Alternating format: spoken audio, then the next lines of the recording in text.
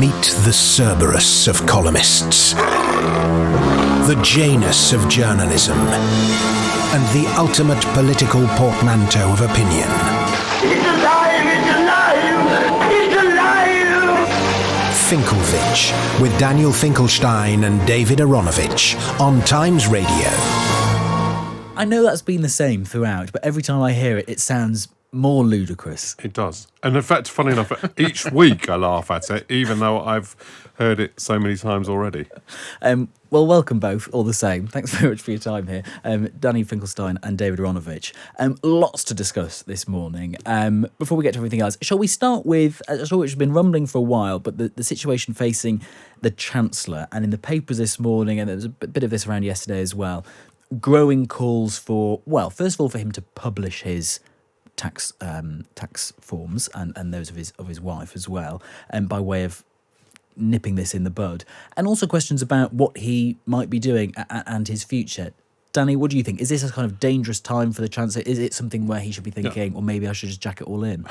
No, I don't think he should do that. Yeah. And I think it'd be a big loss if he did do that. And we're about to find out how resilient a politician he is. Every politician faces things like this in their career. David and I, I'm sure, will disagree on the tax form aspect because we disagree about it. David's in favour of everybody being forced or encouraged. I'm not quite sure, David, you'll have to say for yourself, to publish what their income is. This is the Lily Purvis. We should all be a bit like, is it Sweden or Denmark? Somewhere it's just you can find out. But it's also, I think originally, the David Aaronovitch argument, if I've got you wrong, David, please say, and I've never been comfortable with that particularly, but so we will disagree about that. My view is that he should do whatever is proper and he's required by the standards to do. And in particular, I think his wife should only be expected to do those things.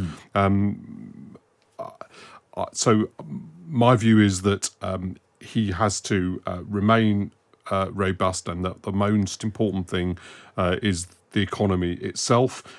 Personally, and I know that views will differ. I think that we set tax rules for people to follow. People must follow them, and they must also not aggressively attempt to undermine their intent. It's obvious that Ashton Murty didn't do either of those things. So while it's been legitimate debate about non-dom law and whether it's been kept, I don't regard it as scandalous. Well, I thank you both for submitting your tax returns. You can find it on the Times Radio website right now to peruse at your pleasure. David, did Danny get your view right that you're of the publish them and be damned school? Yeah, but I mean, as a national policy, not applied to individuals and not to everybody else.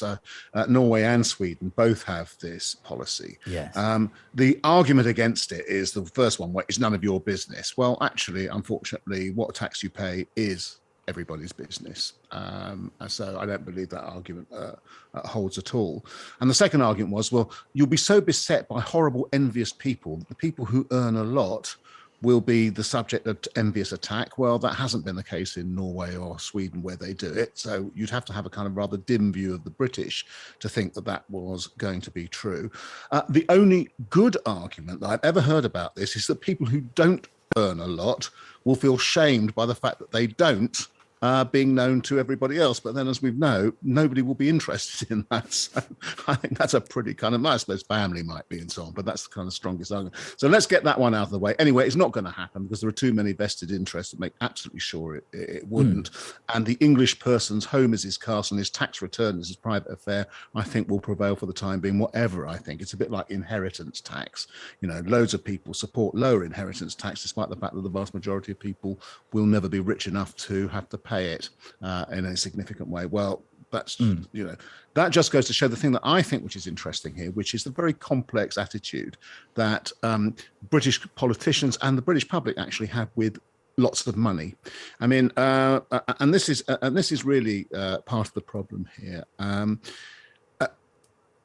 The idea that you have a chancellor who had a green card, i.e. was effectively saying, I would like to make my permanent home in the United States while he was chancellor, is bizarre enough to a lot of people. But in coming from a party which has made quite a lot of political capital out of the notion of the unique nature of British citizenship and how important it is not to be a citizen of nowhere, but a citizen of somewhere. It also actually breaches the kind of hypocrisy rule. And that really is the kind of problem for Rishi Sunak. Plus, So you can't criticise him for that, though, David, because you don't agree with that. In fact, one of the things that I find attractive about Rishi Sunak is precisely that that's not his perspective, and I think the government could do with more people that don't have this perspective rather than fewer. And you are in favour, aren't you, of people having much looser affiliation with single places and much more concern and fluidity about their identity. But the question isn't necessarily you were quite right to interrupt. Yeah, you were quite right, Danny, to interrupt me mid-flow before I joined up my points there. So it was a very it was a good intersectional moment in which to put yourself. Right, and I note by way of that the actual question Luke asked you was what the political situation was for Rishi Sunak, and you didn't answer that. Okay, I will do. Yeah. You answered in your own way, and that actually lays the clue to the point I was making, probably overlong, which is about this complex relationship. Essentially, you can be a billionaire chancellor if you're giving people a whole lot of money, like in furloughs. You can't easily be a billionaire chancellor whose wife has inherited all her money and likes to pay and doesn't like to pay British tax on it as part of a tax arrangement, if essentially people are having to go through straitened circumstances, pay much bigger bills, and wonder how they're going to make ends meet. It's really as simple as that. So the moment you turn from being one to the other in straightforward political terms, doesn't matter what you and I think about it and so on, then in that case you begin to find yourself in trouble. The problem of politicians' attitudes to having vast sums of money and people who have it is a secondary question which we could come to later. Sure, and I'm perfectly happy to answer about his political position. Did you threaten to overrule him? No, it would be ridiculous to say it's not a serious political problem, because with one's naked eye you can see that it is. So I was giving my own attitude, which, as I've explained often on this programme, isn't the same as my judgment about what other people's attitudes are or what his political position is. It's obviously a serious problem. My view is the underlying problem for him is that the economy isn't growing. In circumstances in which the economy grows, I don't think it would be a problem. I think it's a problem because the economy isn't growing. I think if the economy was growing, it would still be a political issue for him, the fact that he was very wealthy as a characteristic of him, in the same way that it was an issue for David Cameron that he came from Eton, for example, and that was a much more serious issue for him at times when the government wasn't very popular than it was when he was personally very popular, and the issue went up and down with that, and it never went away completely, and this won't go away completely. It's always been what a characteristic of his that is a political vulnerability, absolutely. And it might not go away completely, Danny, but I wonder do you think now it has written him off from being able to take a serious shot at the top job? Because that's what many people are suggesting. It certainly would do immediately, but a lot of politics goes absolutely up and down. You could have said, in fact, people did say many times about Boris Johnson, he can't be leader of the Conservative Party because he's been not good as Foreign Secretary, or he resigned his office, or he's had to resign as arts spokesman, because Michael Howard accused him of lying, and ultimately he did become leader of the Conservative Party. So politicians go up and down, and a lot depends on the timing. It's certainly not going to help him. Yeah. It's possible that it may prove a complete barrier to that. Absolutely it is, and certainly it would at the moment.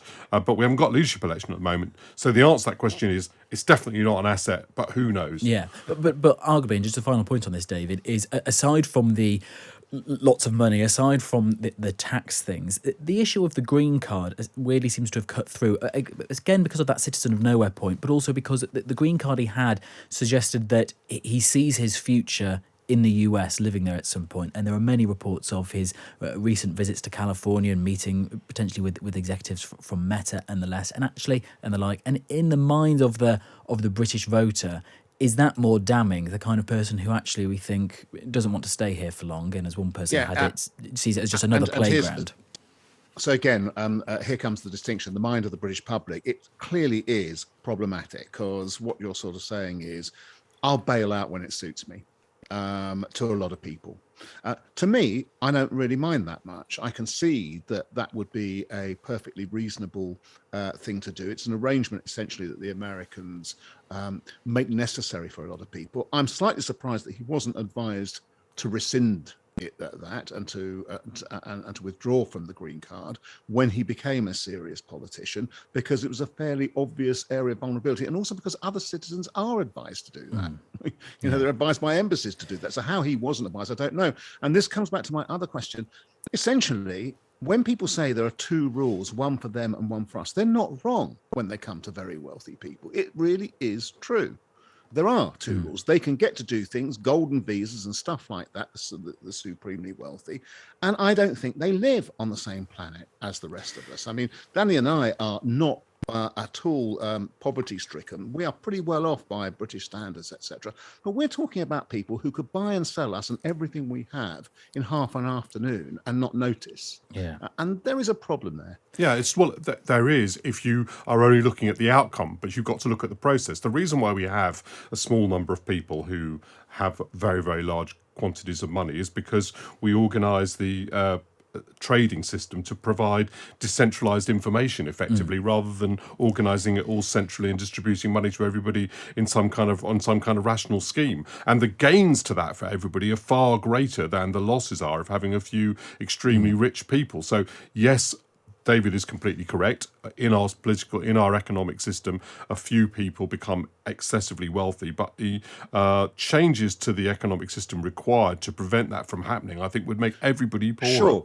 Sure, but maybe they shouldn't be the people running things, Danny, and maybe they shouldn't be listened to as much as they are, exaggeratedly, by politicians. Well, we're talking about the fact that Rishi Sunak is virtually unique. Can anybody mention anybody else who's been in this situation ever, right? So possibly Rosebery, okay, in 1894. So the truth is, it's not the case that the country is run by a load of billionaires. In fact, what it's run by are people like you and me with precisely the sort of incomes that you... Yeah, exactly, with precisely the sort of incomes you talked about. And people are much more concerned about that. Let's put it this way. Lord Lebedev is in the House of Lords and I'm not. How do you account for that? Yeah, okay. I think that is a reasonable point. If you think that Lord Lebedev is running the country, but you don't. Well, what's he in the House of Lords for then? Well, it's a good question, but that's a different. But it's not a question about how the country's run. Let's leave that there, because I've got a couple of other things I want to quickly pick your brain on. First of all, again, sticking with the world of politics, the situation with the, now former Conservative MP Imran Khan yesterday, who was found guilty of sexually assaulting a 15-year-old boy in a historic case. We've had this ludicrous scenario where Crispin Blunt, the Conservative MP, came to his defence, called it a miscarriage of justice, and has now retracted that and somewhat apologised. Danny, this is the latest in quite a sort of lengthy string of cases of Conservative MPs and also some Labour MPs as well who've been found guilty of sexual impropriety. Let's concentrate on the Crispin Blunt incident, and let's just start what I'm going to say by saying I thought that his statements were grotesque, and they represented a grotesque misjudgment and one with consequences, because it will have been very wounding to the victims of those crimes to have had him talk in those ways. And the reason why I want to preface what I've with my statements with those words is what I'm going to go on to say is MPs have a very sort of odd relationship with verdicts they think are miscarriages of justice. I regard it as preposterous that and offensive that Crispin Blunt regarded this as a miscarriage of justice, since even with the fairly small amounts of evidence one's been able to read, that seems obviously untrue. But MPs do have a role sometimes in challenging what they regard as court verdicts which are perverse. And they've just got to do it judiciously. And what I worry about with his statements are not merely how offensive they were in this individual incident, which they were, but also the damage it might do to other MPs trying to raise what are genuine miscarriages of justice on behalf of constituents who've, for example, been jailed for crimes, sometimes quite sordid crimes that they didn't commit. Yeah. To have flippantly, as it seems to me, claimed that the court got something wrong when he had only attended the defence case and a summary of the case. In other words, was not in a position to state that the court was wrong. on any reasonable basis, I think was grotesquely irresponsible for that second reason. In other words, the impact it'll have on MPs campaigning against miscarriages of justice, as well as for the primary reason, which is the impact it'll have on the victims of that crime. David?